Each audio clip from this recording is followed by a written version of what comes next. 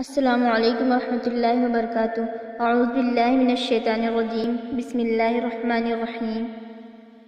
قال رسول اللہ صلی اللہ علیہ وسلم مثل الغافلة فی زینتی فی غیر اہلها کمثل ظلمة یوم القیامة لا نور لها۔ رسول اللہ صلی اللہ علیہ وسلم نے ارشاد فرمایا، غیر مردوں کے لیے بن سج کر اترا کر چلنے والی عورت کی مثال ایسی ہے جیسے قیامت کے دن کی تاریکی کہ جس کے لیے کوئی روشنی نہیں۔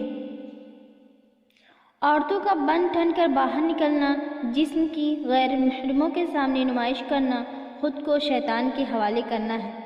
بناؤ سنگار اور آرائش عورت کا فطری حق ہے اور اسلام اس سے روکتا نہیں بلکہ پسند کرتا ہے۔